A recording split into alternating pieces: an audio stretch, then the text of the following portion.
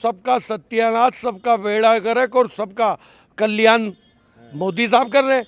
भाई 20 करोड़ नौकरी, हिंदू शर्मा ये खड़ा हुआ, इसकी नौकरी खा गए इसके घर की। शर्मा जी फिर भी बीजेपी जिंदाबाद। अबे हमारी नौकरियाँ कहाँ थी मुसलमानों की? थी, हिंदू भाइयों को नौकरियाँ मिलती थी, पुलिस की, मिलिट्री की, फोर्स में देख लिया कितनी अच्छी उनकी नौकरियाँ फोर्स में। हिंदू नौजवान बच्चे बेचारे अब परेशान घूम रहे हैं।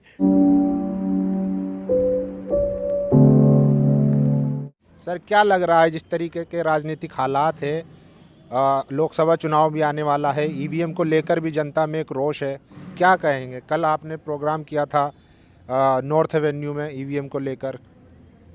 भाई ऐसा है कि जनता के साथ में ठगा जा रहा है, जनता को ठगा जा रहा है और ठगा इतना बुरा जा रहा है कि अभी ये राजस्थान की बात है। राजस्थान की वजह से जो प्रॉब्लम है कि एक एमएलए ने इलेक्शन लड़ा, शायद आप मीडिया वाले मुझसे बेहतर जानते हैं कि जो आदमी एडवर्टाइज भी नहीं करता और अपना नॉमिनेशन करवा देता है, उसे भी 2-3% वोट मिल जाते हैं। मतलब वो कोई गलती से बटन दब जाता है, कोई बुजुर्ग होने की वजह से गलती से बटन दब जाता है, तो ये वजह होती है। मगर एक आदमी ने एमएलए का इलेक्शन लड़ा और लड़ने के बाद में उसके अपने घर वालों ने वोट नहीं दिया, वो समझ में आता है हमें। उसके घर वालों ने वोट नहीं दिया, हमें समझ में आता है। उसके मोहल्ले वालों ने नहीं दिया, समझ में आता है। उसके शहर वालों ने नहीं दिया, वो नहीं समझ में आता है। मगर क्या उसने भी वोट नहीं दिया जिसने अपने इलेक्शन में अपनी नौकरी छोड़ के दांव पे लगा के 1-2-10 लाख रुपए खर्च करे? क्या वो भी अपना वोट नहीं देगा? तो ईवीएम का जो प्रॉब्लम है, अभी आपने देखा होगा कि एक हमारा चांद के ऊपर एक चंद्रयान 3 गया, चंद्रयान 3 भेजा और वहाँ वो ख़राब हो गया। तो हमारे जो टेक्निकल लोग हैं उन्होंने कहा भाई इसे वहीं रहने दो, हम इसे यहीं से सेट करके और इसे सही कर देंगे। अब एक जो ईवीएम है उसमें क्या वोट चेंज नहीं हो सकता कि अगर कोई दोबारा आती का वोट पे तो वो पंजे पे जा रहा है, जो पंजे पे दबा रहा है वो उस पे जा रहा है। लेकिन तो सर चुनाव आयोग ये दावा करता है कि ईवीएम जो है ना वो फुल एकदम प्रूफ है, उसमें कोई छेड़खानी नहीं हो सकती। अगर ऐसा कुछ होता है तो आप सबूत दीजिए हमें। सबूत उन्हें सब मालूम है, इलेक्शन कमिश्नर को सारी बातें मालूम होते हुए भाई सारे मीडिया वाले हमें ये बोल रहे थे, आप सभी पूरा हिंदुस्तान की जो मोदी मीडिया है, जो मोदी साहब के साथ चलने वाली है, वो ये बोल रही थी कि भाई सारी जगहों पे हम जीत रहे हैं, छत्तीसगढ़, राजस्थान, हम जीत रहे हैं। ये आप सबका था। सुबह जितने टाइम बैलेट पेपर से हमारी गिनती चालू हुई तो बहुत अच्छे परसेंटेज से हम जीत रहे थे, 80-90% पे। और जैसे ही ईवीएम पे कहानी आई, हम हारना शुरू हो गए। तो इसका मतलब जो सरकारी मुलाजिम आदमी है, समझे नहीं, वो हमें वोट देना चाह रहा है। और एक सरकारी मुलाजिम आदमी एक ऐसी ताकत होती है कि पूरा गांव उसकी बात मानता है। जब वो आईपीएस, आईएएस या कोई बड़ा कोतवाल साहब या एसडीएम साहब, डीएम साहब हमें वोट दे रहे हैं तो उनका परिवार हमें वोट नहीं देगा। तो वो वजह क्या हुई, जैसी मशीनों में आए तो मशीनों में तो पहले ही आपने देखा होगा 1-2 एमएलए ने कितने हज़ार वोट से हम जीत रहे हैं और बिल्कुल सही सिचुएशन निकली। तो इसका मतलब क्या है ये, समझे नहीं? तो इस बात पे हमें ध्यान देना है और इस पर हटवाना है, जिसके लिए बहुत जल्दी हम जनवरी के किसी भी महीने में वो रख रहे हैं प्रोग्राम। बड़ी एक रैली करने जा रहे हैं। बहुत बड़ी, और वो रैली दिल्ली में तो होगी, हाँ। हो सकता पूरे हिंदुस्तान में जो कस्बे हैं और ज़िले हैं उनमें भी हो, देश भर में होगी। लेकिन बीजेपी ये कहती है कि मोदी की जो गारंटी है, मोदी जी का जो चेहरा है, उस पर जनता का भरोसा है अभी भी, इसीलिए जो है जनता उनको जिता रही है बार बार।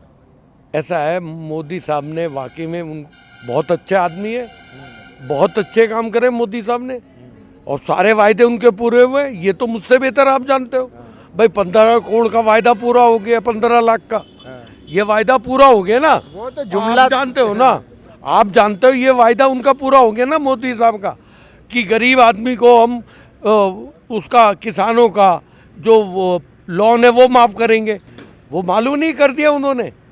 अंबानी साहब का कर दिया, गरीब मर जाए किसान, 2,000 रुपये उसके पास नहीं होते, उसका लोन माफ़ कर दिया ना गरीब। लेकिन 6,000 रुपये जन सम्मान निधि तो दे रहे ना, किसान जन सम्मान निधि। उसका खून चूस लो, उसके बच्चों को रोटी मत दो, 22,000 रुपये ले लो, 6,000 दे दो यार। मैं भी ऐसा कर लूँगा, मैं तो 10,000 दे दूंगा जो मोदी साहब दे रहे भाई। उसके ऊपर सारे टैक्स लगा दिए, सारे मामलात कर दिए, और उससे वो सिलेंडर 300 का 400 का जो था वो 1200 का कर दिया, 400 रुपये का राशन दे दिए 400 साहब, और मोदी साहब को बच गए। यही हो रहा है ना। और वायदा उनका 15 करोड़ वाला वायदा पूरा हो गया, उनका सारे वायदे उन्होंने पूरे कर ही दिए। आपको मालूम है 2 करोड़ हिंदू समाज, मैं बिल्कुल खुला बोल रहा हूँ, मुसलमान तो सरकारी नौकरी में था ही नहीं, 2 करोड़ हर साल हिंदू समाज को नौकरी देने की बात करी थी।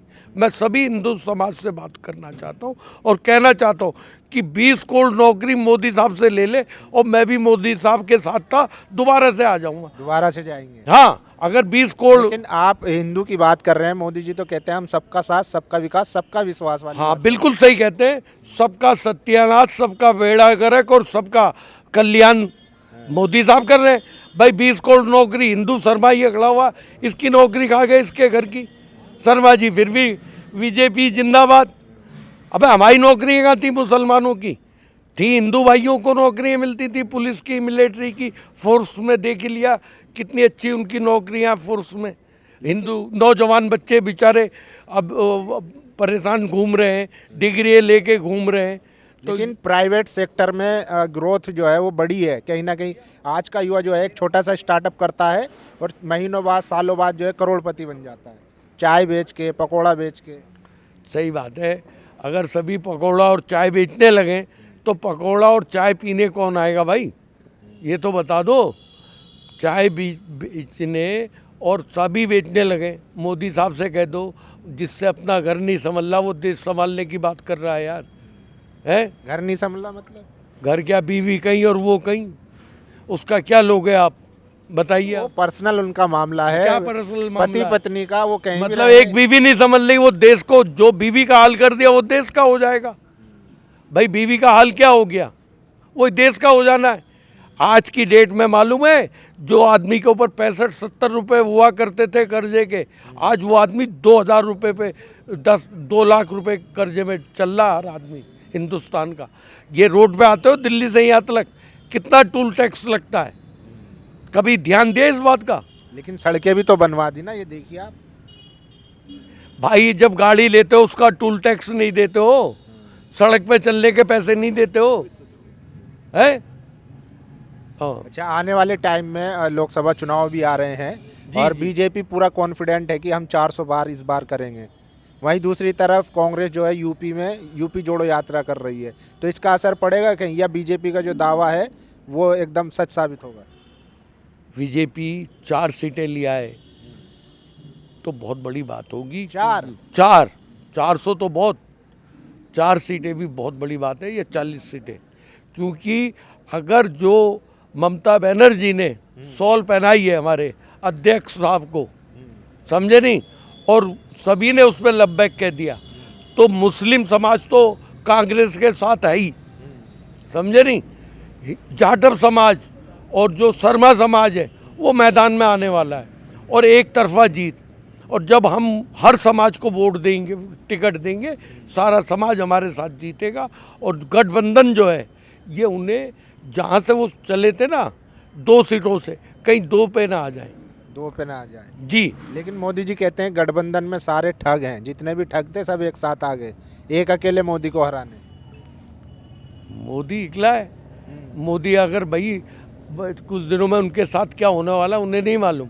रेलवे मंत्री उन्हें पकड़ लेगा, गडकरी साहब उन्हें पकड़ लेंगे, हमारे जो ये मुख्यमंत्री हैं बहुत बढ़िया आदमी है हमारे, क्या नाम, यूपी योगी साहब, ये उन्हें पकड़ लेंगे। जिसने उनकी ताकत बनाई उन्हीं को वो खा रहे हैं, उन्हीं के ऊपर हमले कर रहे हैं, तो वो कैसे, यही नहीं आने देंगे उन्हें। योगी साहब राजस्थान वाले ये नहीं आने देंगे। लेकिन कह रहे कांग्रेस में अब दम नहीं बचा क्योंकि उनके पास कोई नेता ही नहीं है प्रधानमंत्री का, और ना ही मोदी की टक्कर का कोई है उनके पास चेहरा।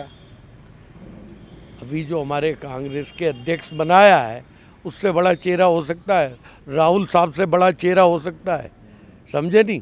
कह रहे राहुल गांधी तो 2-3 बार चुनाव हार चुके हैं। 2014 में लोकसभा का चुनाव हारा जब वो अपनी अध्यक्षता में लड़ा, 19 में चुनाव हारा, राज्यों में चुनाव हारे। ऐसा है, कुछ आस्तीनों में सांप थे वो निकल चुके हैं, समझे नहीं। इसलिए चुनाव नहीं हारे, ये हुआ कि 2 जगह से लड़े, 1 जगह से हार गए। ये तो ये भी लड़ते हैं अपनी इज्जत बचाने के लिए, इसमें कौन सी बात है। ये भी लड़ते हैं, इसमें कौन सी ऐसी बात है।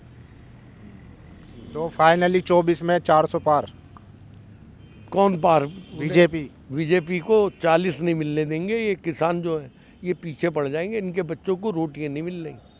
40 भी नहीं आने देंगे। नहीं आने देंगे, क्योंकि झूठ ज़्यादा दिन नहीं चलता। नौकरियां हमारी नहीं गई, मैं तो कटवा हूँ ना, मुसलमान बोला गया है ना, मुझे तो आतंकवादी बोला गया। इनके हिंदू ही समाज इन्हें वोट नहीं देगा। भाई 20 करोड़ नौकरी किसकी गई? हिंदू भाइयों की। मुसलमान तो कल भी सरकारी नौकरियों में नहीं था, आज भी नहीं होगा। तो अब गए, नुकसान इनका हो रहा, हम क्यों डरे? भूखे ये मरेंगे। जैसे एक दौर ये हुआ था हमारे बचपने में कि हुनर होगा तो नर होगा। मेरे मामू यहीं के थे, आगापुर गांव के, समझे नहीं। और दिल्ली में वो कहते थे कि हुनर होगा तो नर होगा, नहीं तो पजाए का घर होगा। वो हिंदू भाइयों के साथ होने वाला है कि अगर उन्होंने काम नहीं सीखा तो उनके बच्चों को रोटियां नहीं मिलने वाली, क्योंकि बेचारों ने घर बेच के अपनी रिश्तेदारों से उधार लेके बच्चों को पढ़ा रहे थे, और बच्चे पढ़ के उन्हें नौकरियाँ नहीं मिल रही। चलिए, शुक्रिया हमसे बात करने के लिए। तो ये थे वसीम सैफी साहब, जो बेबाकी से अपनी राय रखते हैं और 2024 में कह रहे हैं कि 40 पार नहीं होने देंगे बीजेपी को। बाकी आप लोगों की इस इंटरव्यू पर क्या राय है, अपनी राय जरूर दीजिए। शुक्रिया।